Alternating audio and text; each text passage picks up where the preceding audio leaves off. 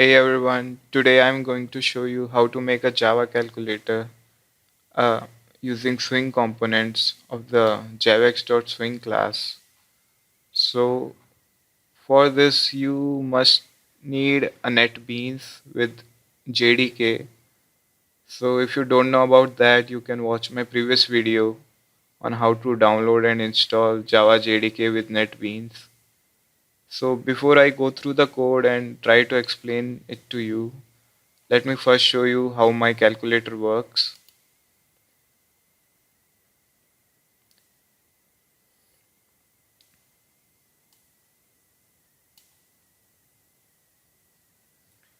So it's running, and here is the calculator. So you can see as these are all the basic functions in a scientific calculator. This is the keypad 123920. Then there is plus minus into divide, decimal, clear screen, sine, cos, tan, log, natural log, pi, cube root, square, history, then memory clear, memory read, and memory add. So I've added the keyboard functionality in this also. So either you can type through by clicking the buttons.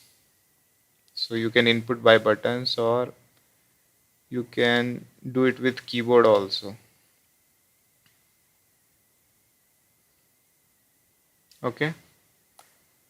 So you can do it with keyboard with M plus it will be in the memory, and MR will be read, and MC memory clear, and you can click on history to check out all the calculations you have done before. Okay, so this is our calculator. So let's go through the code. Okay, so the starting is package calc. This is just the package in which Java file is defined. Then most of these are the basic Java libraries. So java.io, and you need JavaX Swing for the GUI, and import these two also if you are using some components of them. And these three lines is used to import that JavaScript manager which for which I will use the evaluation function. So you need to import it for that. And the last one is the math library for performing some log and sine functions. Okay, so here is our class that extends JFrame. JFrame is a part of Swing, that window which appeared before when we run the calculator. That's the JFrame, and implements action listener as it will be implementing various listeners. So this is our basic main string str number, which is null right now, and this buffer. This is another array. This operation, don't mind, I changed the code so you won't need these two. Okay, double and final that result. So as per the various buttons in the calculator, you can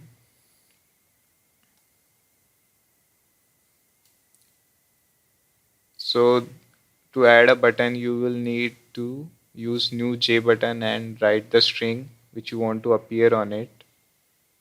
So this is how you do it. J button, new J button. So I have added all the buttons here, and then you create a new JFrame Java calculator. See, this is the JFrame, this Java calculator. Okay, so and yeah, you can ignore these two lines, I have not used it. So this is J panel. We have three panels here. What are those three? The first one is this, the top one, which is the result panel. Then this is the number panel, and the last one is the memory panel.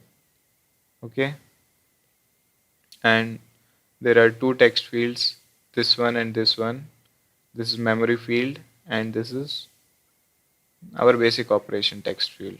Okay, so we have created the basic components. Now we have to add those buttons to the panels. So in this constructor, see, this is a constructor with the same name of the class.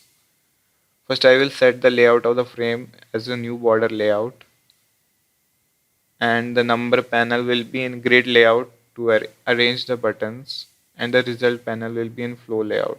So the components we will add will be one after another. First thing first, you have to set visible true so that your frame is visible, otherwise it will not. And set size 400. So these 3-4 lines you should write every time. Set default close operation gframe dot exit on close. Okay, so yeah, now we are adding the buttons to the number panel dot add b1. After adding, we are adding a listener to b1 dot add action listener. So whenever we press it, a function will be called, so various operations can be performed. So do this with all the buttons.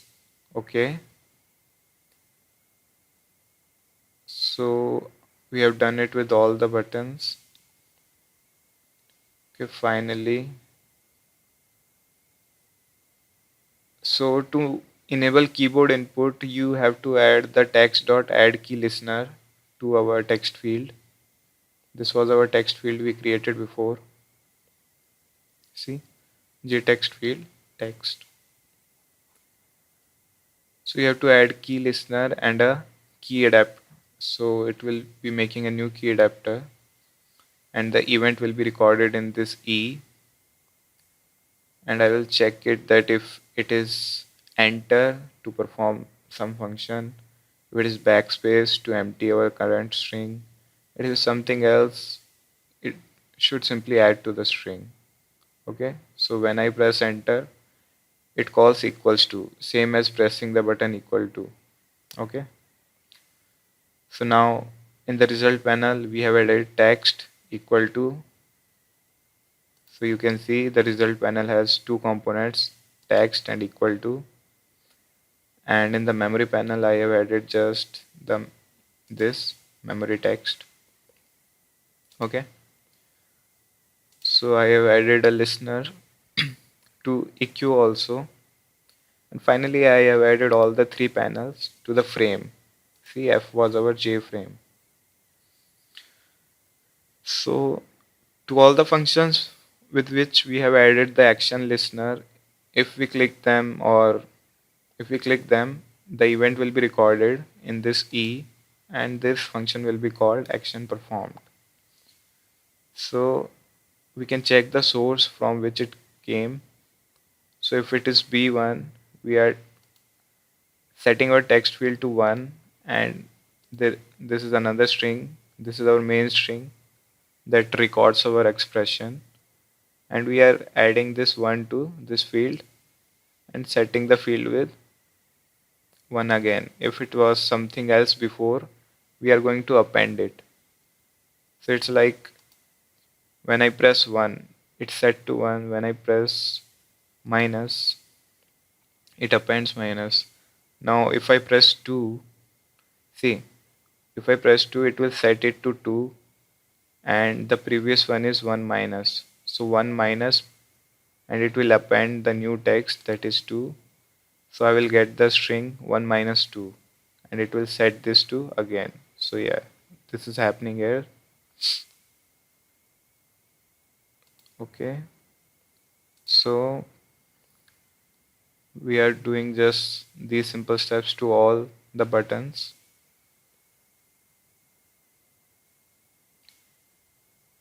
And here is the history. There is a history button, this one, which I named YT.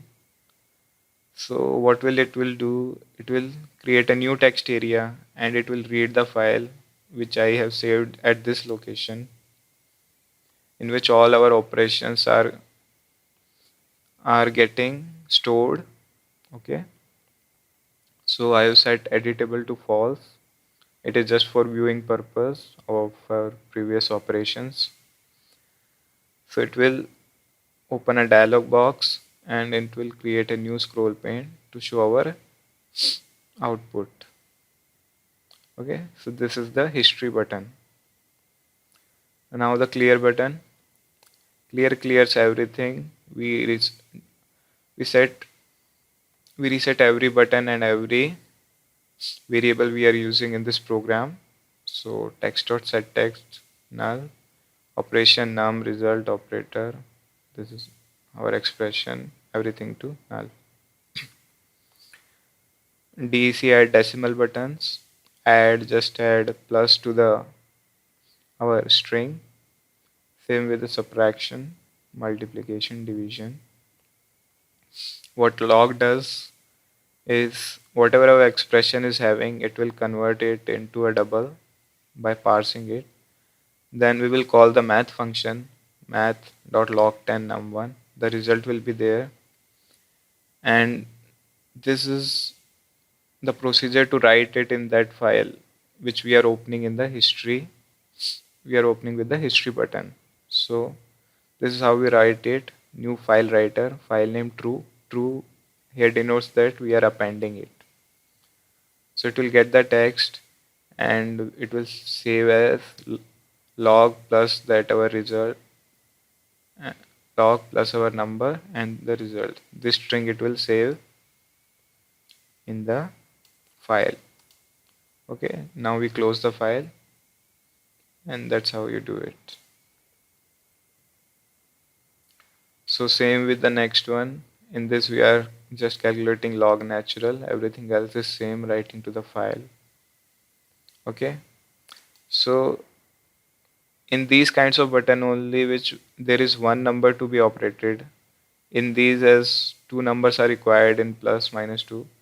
In this where only one number is required, I have implemented this write operation in the button itself.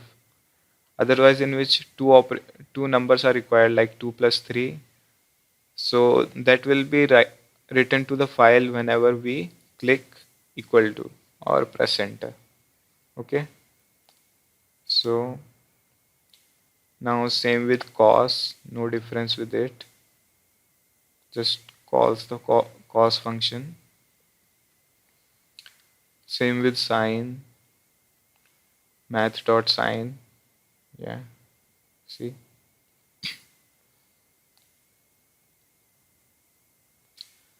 Same with pi, we are just appending to the math.pi to use the pi. Square root, math.sqrt, same file write operation. Cube root, math.cbrt, same file write operation in this. If you don't want to write in a file, you can just delete everything, this part. Okay, if you're just using the calculator and you don't need your history. So yeah, remove this part of the code from each of the buttons. Okay, and this is simple squaring of the number. Okay, num into num. This is our memory buttons, those three memory buttons, MC, MR and M plus. So this is M plus, this one. So it sets the text of this with whatever is here. Okay, see. Okay, MR will read it if I click it.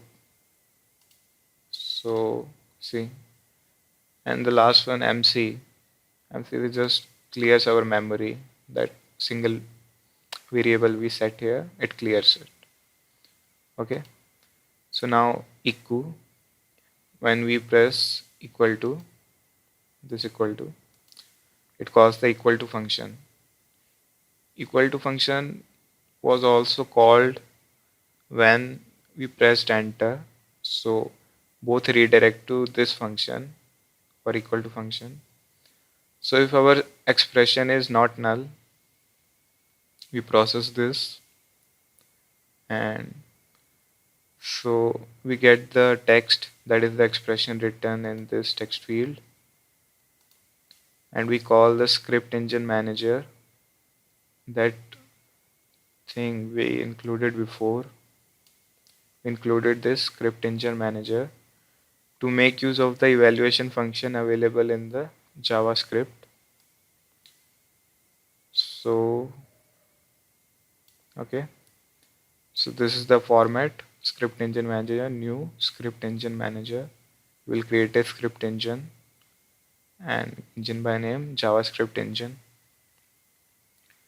So this is how you perform the calculation: engine dot eval, and we will pass our expression, whatever it is, like string number can be 4 plus 5, 4 plus 5 plus 2, 4 into 2, 7 into 8, whatever.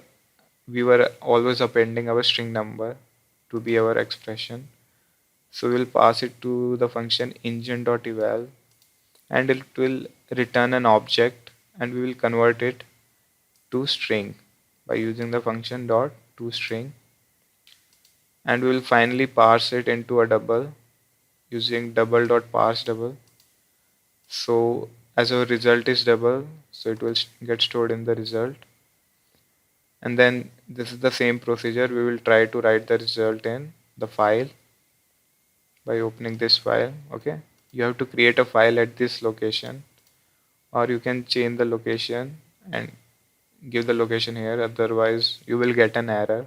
Okay, so change this location everywhere in your own PC laptops. Okay,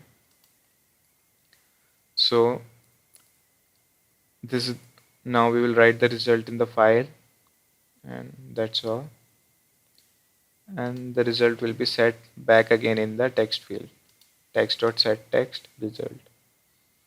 Okay, see, I have used this JavaScript function, so it was pretty easy to perform the expression calculation here. Otherwise I was using before to separately perform operations for plus, minus, into. Okay, so this is a better method, and it makes input from keyboard evaluation also easier. So finally, this is our main function: public static void main calc new calc. So our constructor will be called, and our calc will be there. Okay, so yeah, that's all. If you have any questions, you can ask me in the comments, or you can comment down your mail ID so I can contact you. You can contact me. Okay, any problems you can ask me. So if you liked my video and my work, so please like, comment, and please subscribe. Okay, thanks for watching.